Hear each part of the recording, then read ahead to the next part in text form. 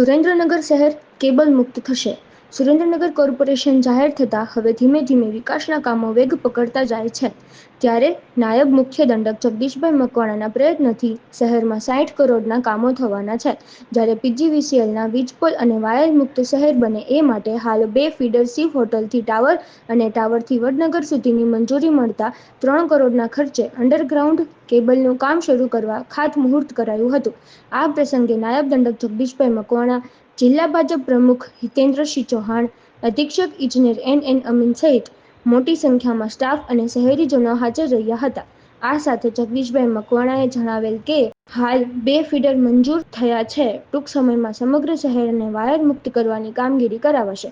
આમ શહેર વાયર મુક્ત થયા બાદ શોર્ટ સર્કિટ, અકસ્માત અને પોલીસની સમસ્યાથી શહેરીજનોને છુટકારો મળશે અને રસ્તા ખુલ્લા થશે. પશ્ચિમ ગુજરાત વીજ કંપની લિમિટેડ વર્તુળ કચેરી સુરેન્દ્રનગર દ્વારા ગવર્મેન્ટ ઓફ ગુજરાતની જે રોબોટ્સ સ્કીમ છે, જે અંડરગ્રાઉન્ડ કેબલિંગ નેટવર્કનું કામ, આજે એનું ખાતમુહૂર્ત કરવામાં આવ્યું છે. આ સુરેન્દ્રનગર શહેરના પાયલોટ પ્રોજેક્ટ તરીકે જે 2 ફીડર લેવામાં આવ્યા છે, એમાંથી એક ફીડર છે પાવર હાઉસ ફીડર અને બીજું છે હાટકેશ્વર ફીડર.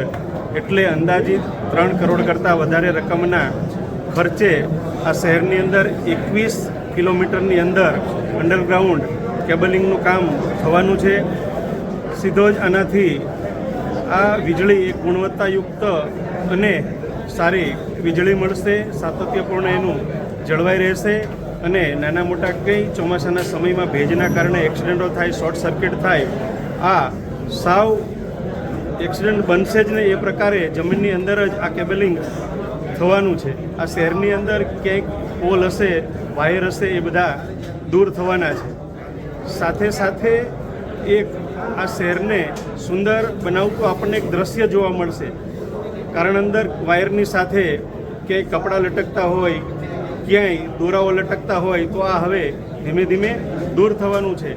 એટલે આ સુરેન્દ્રનગરને પાયલોટ પ્રોજેક્ટ તરીકે જે 2 ફીડર આપ્યા છે અને આગામી 4 વર્ષની અંદર હું ખાતરી સાથે કહી શકું કે સંપૂર્ણ સુરેન્દ્રનગર શહેર, વઢવાણ, રતનપર, જોરાવનગર, ગોધરેજ એ આ ખુલ્લા તાર અને પુલ મુક્ત થશે.